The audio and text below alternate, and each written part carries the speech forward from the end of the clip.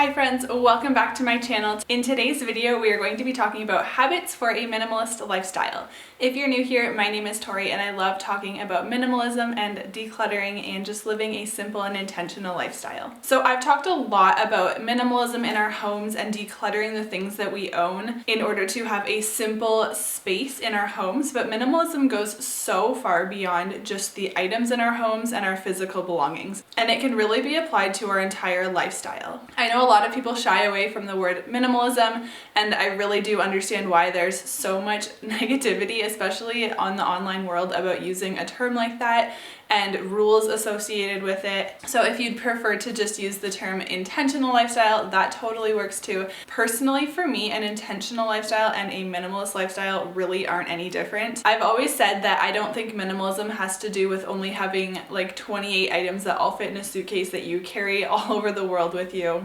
Minimalism to me really isn't about what you get rid of, it's about why you keep the things you do and just being super intentional about the things that you bring into your home and the reasons why you live your life a certain way. And before we get started, I just want to remind you guys that these are just things that I personally do to live a more simple and minimal and intentional lifestyle.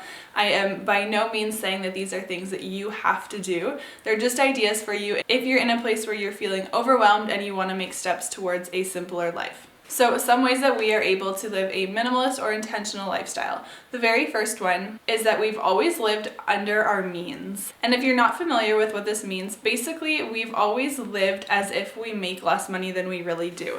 And a big reason for this is when we first got married, I had some student debt and we wanted to pay it off super quickly. We could have waited like 7 to 10 years or whatever the term was to pay it off slowly, like $100 a month, but that's not what we wanted to do. We paid it all off, I think in about 2 years. I have a whole video about that. That's a whole other topic. But because that was our goal, we lived on just my husband's income, and every single dollar I made at my full-time job at the time went towards student loans. And we weren't able to do that because he was just making a ton of money and we had like an extra $2,000 sitting around every month. We were able to do that because of the decisions we made. We decided to live in an apartment that was a really good price. We only drove one car. Like, we did tons and tons of things to live under our means and save a ton of money every month, and we acted as if we made X amount of money when really we were making way more. And that's something we've done ever since we first got married, and we've carried that over when we decided to purchase our house. We were approved for a mortgage that was like up here, and we decided to buy a house that was significantly lower than our approved mortgage price. Another way that I live a intentional lifestyle is that I don't take on a lot of commitments throughout the week. I'm super intentional about the things that I do say yes to. If someone asks me to take on something, these are especially things that are on a weekly basis. Of course, if my friend asks me to come over, I'm not going to say no to stuff like that all the time, but specifically for things that are once a week or twice a week or even twice a month, if someone asks me to join a program or a workout class or volunteer for something that is on a regular basis, I always tell them I will think about it and get back to them, and then I really do that. And I really don't hesitate to say no to that because I know my boundaries. I know how much sleep I need to get. I know how much time I need to be spending at home with my husband or just at home to keep my home clean and to be able to eat healthy. I know my limits and I'm really conscious to stay within those. And this does not mean that I never take on new commitments. We've hosted Bible studies in our homes. We've done other things that are on a weekly schedule, but when we do say yes to things, we are fiercely loyal to those, and those commitments mean a lot to me. The next thing I do in order to pursue a minimalist lifestyle is I don't shop. And this doesn't mean that I'd never buy things. Of course, if I needed a new winter coat, I would buy myself a new winter coat. If I need other things, I'll buy them, but I don't shop just for the sake of shopping. If my friends want to hang out with me, I would never suggest going to the mall and walking around. I don't walk up and down aisles of stores that I don't need to be in. I just don't put myself in a position where buying something that I wasn't planning on buying will be tempting. And the same thing goes with online shopping. I don't browse websites where I don't need to be. If I don't need something from American Eagle or whatever store or Amazon or whatever, I just don't go on those websites just to browse for the sake of it. And that also means I don't watch YouTube videos that are hauls or just talking about things that people purchased. I just do whatever I can to not allow myself to be tempted to buy things that I don't need. The next thing is that I don't purchase subscriptions of things that I don't need. And then if I do have a subscription and I decide that it's not worth my money or my time, I make sure to cancel those things. And these are things like meal subscription boxes or premium subscriptions to YouTube. I actually do have a premium subscription to Spotify because I tried to cancel it a few months ago and I hated the free version so much. So of course there's always going to be exceptions, but I really try not to have paid versions of a whole bunch of things. We don't pay for cable TV and a whole bunch of different video streaming services. And I'm by no means saying that these things are wrong. I do believe that there's a time and a place for all of these items.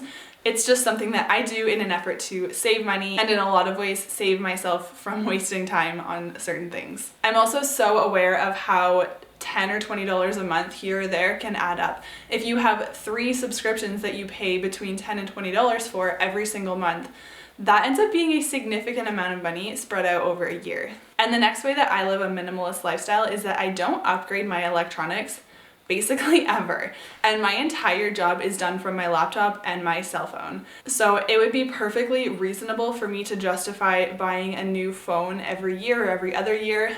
But I actually still have my MacBook Pro that I bought 8.5 years ago when I started university. It honestly probably needs to be upgraded, but it still works. It still does what I need it to do. So I'll hold on to it until it completely dies. And the same thing goes with my phone. My iPhone 6 died this summer. It literally turned into a flip phone and completely stopped working. I had already had the screen replaced, like it was just done.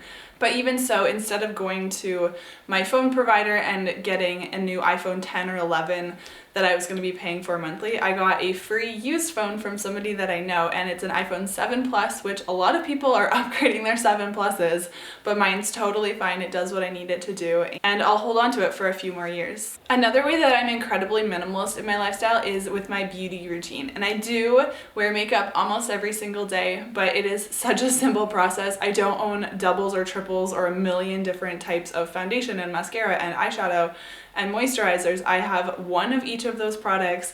I have a few extra like lipsticks and eyeshadows, things that I might want a different shade, but for the most part I have one of each product and I wear the exact same makeup look every single day. The next way that I really live a minimalist or intentional lifestyle is that everything in my home has a place. And this is honestly something that I think has probably come naturally to me. I've just always been an organized person, but that doesn't mean that I'm perfect. Obviously, there are areas that I'm still working on. Our office is the next space that I want to work on, and I will be sharing that process with you. But I'm really aware of when a space isn't working for me. If there's a surface in my house that always ends up covered in stuff every day, or that just always ends up messy, I am aware that that's not working and I need to find a new system in order to reduce that problem and reduce the stress that it's causing me. So because of that, I move things around a lot. I move my furniture around. I'm always trying out different things in order to find a method that works and that's really efficient for me.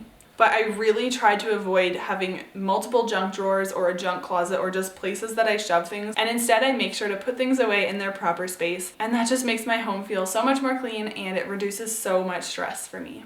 But then I'm super conscious about who I follow on social media and how I'm filling my brain with different things that I'm consuming, whether that's from TV or movies or music or audiobooks or social media. I'm quite quick to unfollow someone on social media if I feel like it's not good for my mental health. Social media has such a bad rep for being negative or causing all of these issues in our society, and honestly, social media is not inherently bad or good. It is what we make it, and I'm so aware of the fact that we can either make it a good experience or a bad experience, but we are fully in charge of that. So my social media is a very positive experience for me. I really protect that. And then one thing that I really want to do this year to make my life more minimal and simple is just streamlining my daily routine. Over the last year or so, I felt a lot of decision fatigue in a lot of different things, especially with my morning routine and the food that I eat every day. So I really want to commit to a morning routine and a daily routine where I always kind of do the same things every morning. And then I also really want to streamline some of my meal prepping and just food things in general. I don't really like prepping food ahead of time. I'd much prefer to make my food when I'm about to eat it so I can eat it fresh. But I've realized that that has made me feel like I spend so many hours in my kitchen every day. So I'm going to be experimenting with a few different ways of doing some meal prep, maybe meal prepping my lunches, or just meal prepping certain ingredients like rice or sweet potatoes or things that I can add to meals throughout the week so that my daily meal prep is a little bit less work. So those are the things that I do in my own personal life to live a more minimalist and intentional lifestyle. I hope that those were helpful for you, and I would love to hear in the comments below if there are any habits that you guys do to really make your life more simple. Thank you so much for watching, and I will see you again in a few days.